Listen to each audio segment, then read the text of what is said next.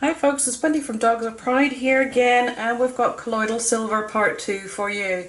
After the last one, there was still lots of things that I hadn't covered or mentioned or talked about, and things that you should really know whenever you're purchasing a product is to know whether it's actually what it says it is and how to trust it. There's an easy way for you to test colloidal silver to see whether it is or whether you just got a bottle of water. Because whenever you put it into a glass jar beside each other, or something clear, you will see that it looks very similar to regular water, and one of these is colloidal and one of these is water. So how are you to know? The consumer right there, to know how to test it if you don't have a big fancy TDS meter and wonderful lab equipment or anything else. Well, you don't need it. For yourself to check it, all you need is one of these little things here, and you probably may have one. If not, your discount store usually carries them, those little laser pointers. And all you have to do is shine it through. So dispense whatever colloidal you have, whether it be ours or whether it be someone else's, it doesn't matter.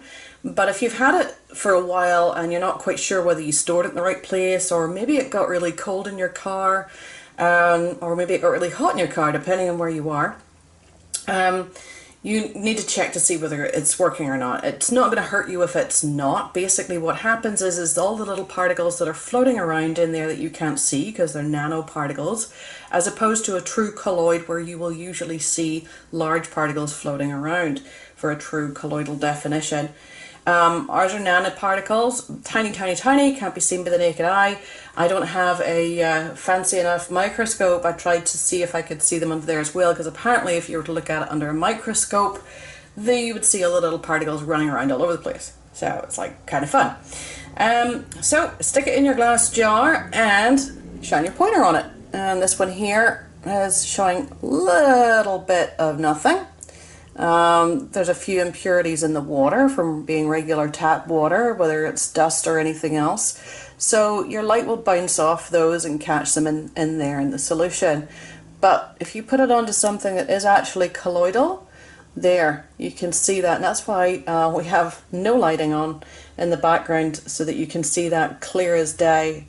That is a nice solid line going through the jar. And whatever way you shine it, you're going to get that solid light and that solid line.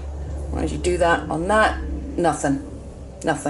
So if you have got your colloidal and you've put it into the glass and you've tried that and you've got the nothing result, well, basically your particles have fallen out of suspension, and what that means is they've just all dropped to the bottom of the jar. You may see a little grey deposit on there, depending on what the part per million range was saying.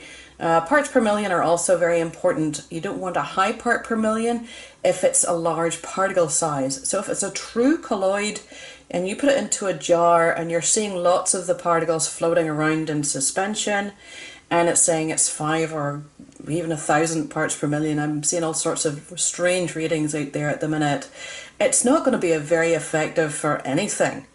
Because at that size, it's too big to go onto your skin and be absorbed by the cells. That's simple. So the smaller the particles and the lower the part per million size is actually going to be the more effective. And certainly if, you know, your dog's getting it on its paw, on its licking it off or whatever else, it's actually going to be safer because it's not going to build up in the system either, which is another fear a lot of people have. Nothing more than 20 parts per million would you want to ingest.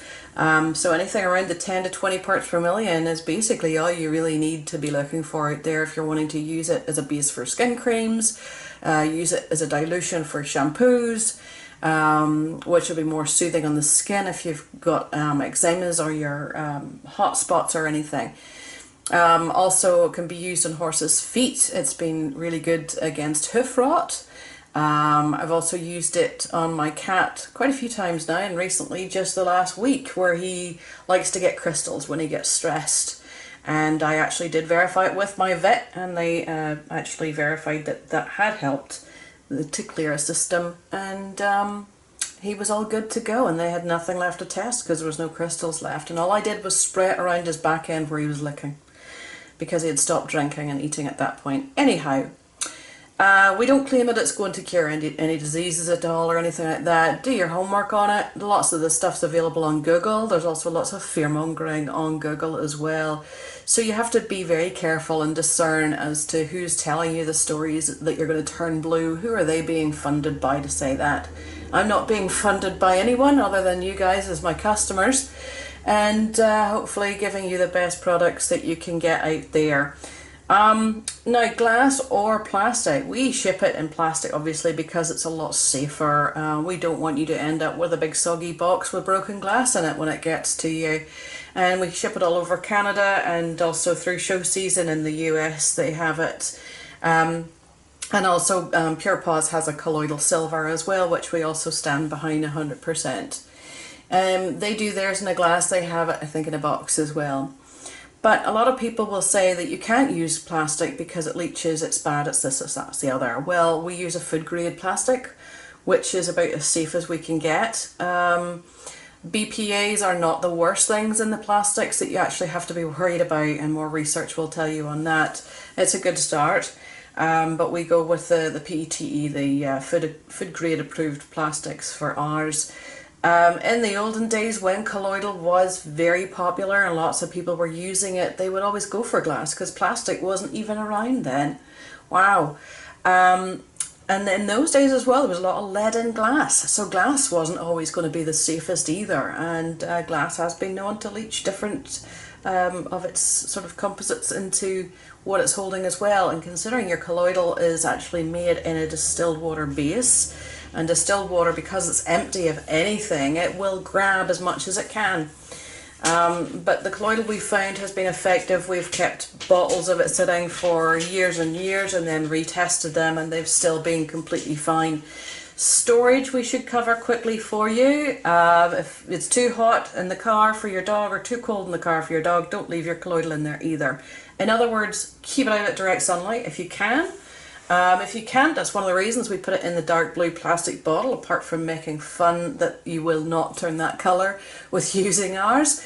And basically it helps to protect direct sunlight as well, so it filters that and doesn't make it just hurt it, because all of these little particles that are floating around in there are all made under an electrical charge. So they have a charge to them, and whenever they get hit with the sun, basically what it will do will tarnish the silver, just like, you know, if you had your granny's silver tea set sitting on the cabinet and every so often you were the one who had to earn the pocket money by polishing it, been there, done that, you would know what tarnishing silver looks like. So whenever that tarnishes, if it does when it's sitting in direct sunlight for too long, those little particles will tarnish, it'll make them heavy, and they'll go down to the bottom of your bottle. So you're not going to be able to get the benefit out of that. Another thing as well, because again they're electrically charged, any other electrical piece of equipment around there will also affect the charge to them. So don't set your bottle beside your phone, don't set it on top of the microwave or the fridge, and basically just look after it. So keep it in a wee dark cupboard if you can, that's always the best, especially if you're buying anything in our refillable sizes, which are the 2 litre or 4 litre, which come in a clear or opaque plastic container. Because we actually recycle our containers to use those to keep our costs down for you. So there you have it. Hopefully that's a lot more insight, a lot of things that you may not have thought about or known about, because we're always here to inform you guys and try to educate you as much as possible. Any questions, give me a shout. You can always look on our dogsofpride.com page and go on our where to buy page on there to see if there's anyone local to you carrying this in their stores.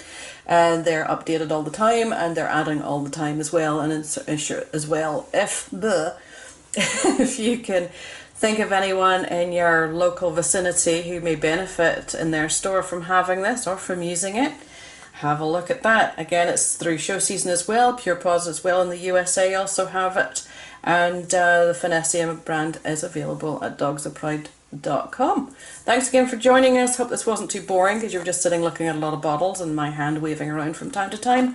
But take care. Just throw some questions at us if you need to, and we'll talk to you later. Cheerio!